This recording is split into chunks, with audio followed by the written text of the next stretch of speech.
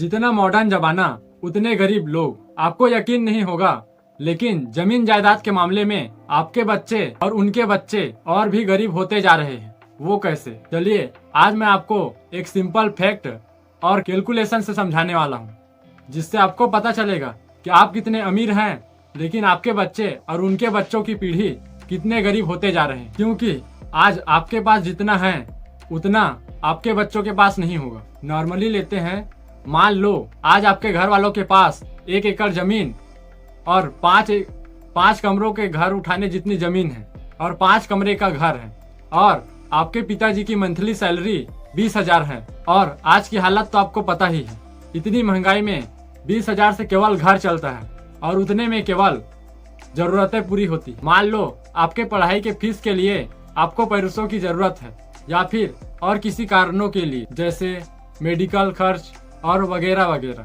तो आपके पिताजी क्या करेंगे? उस 1 एकड़ खेत को बेचकर आपके फीस, मेडिकल खर्च और बचे खुचे पैसों से शादी या तो घर बनाएंगे। नॉर्मली सभी लोग यही करते हैं। अब आपके पिताजी के पास कितना जमीन बचा? 5 कमरे का घर और 5 कमरे का घर बनाने लायक जमीन। मान लो आप 2 भाई हैं और 1 बहन, तो आपको बंटवारे में कितना मिलेगा? 1 कमरा 1 किचन, 1 कमरा 1 किचन, और उस जमीन का आधा हिस्सा। अगर आपकी बहन ने जायदाद का हिस्सा नहीं मांगा तो अब आपके पास सिर्फ 1 कमरा और 1 किचन और छोटा सा जमीन का हिस्सा है। तो आपको तो उतना मिल गया, लेकिन आप अपने बच्चों को अब क्या देंगे? कुछ नहीं। मान लो आपके पास जमीन जायदाद बचा भी है, तो आप अपने बच्चों को तो दे देंगे, लेकिन वो अपने बच्चों को नहीं दे पाएंगे, क्योंकि ये सर्कल ऐसे ही चलते जा रहा है, जिससे जमीन जायदाद बढ़ते जा रहा है। अब आप सोच रहे होंगे कि हम कमाकर घर या जमीन खरीद लेंगे, तो मैं आपको एक कैलकुलेशन बता देता हूँ, जिससे आपके सारे डाउट्स क्लियर हो जाएंगे। मान लो आप 30,000 रुपये पर मंथ कमाते हैं। वैसे तो इतना भी किसी को नहीं मिलता, फिर भी मान लेते हैं आप 30,000 रुपये पर मंथ कमाते हैं, और इतनी महंगाई के जमाने में बचता तो कुछ है नहीं। फिर भी मान लेते हैं कि आप 10,000 रुपये पर मंथ बचाते हैं। अगर आप 10,000 हर मंथ बचाते हैं तो 1 साल का कितना हुआ?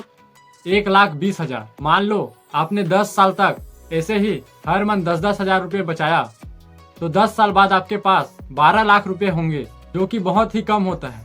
12 लाख रुपए में तो आज आप एक घर नहीं खरीद सकते, तो 10 साल बाद आप उस 12 लाख की कीमत 12,000 रुपए जितनी होगी, और यही सर्कल चलता ही रहेगा। हालांकि मैंने एक उदाहरण देकर समझाया हो, पर हो सकता है कुछ लोगों के पास बहुत ज्यादा संपत्ति हो, या कुछ लोगों के पास कुछ हो ही ना।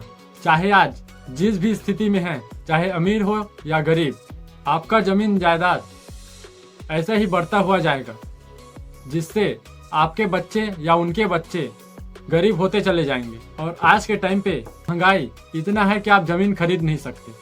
आज हम जितना पैसा कमाते हैं उतना सिर्फ हमारी जरूरतें पूरी करने जितनी होती है। और रही बात जमीन जायदाद की, तो 20-30 साल पहले जो जमीन हजारों रुपये में मिलते थे, वो आज लाखों करोड़ों में मिलते हैं। और 20-30 साल बाद आप खुद सोच सकते हैं कितने रुपए में मिलेंगे।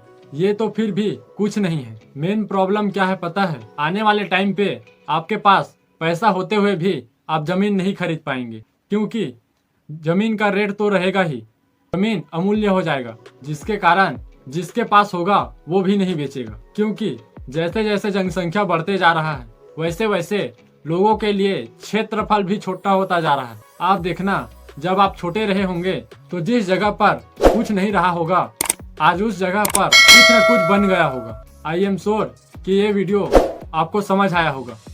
वैसे तो इसका सल्यूशन मुझे बताना था, पर इसका सल्यूशन आप दोगे, तो जल्दी से अपना ओपिनियन कमेंट कर देना।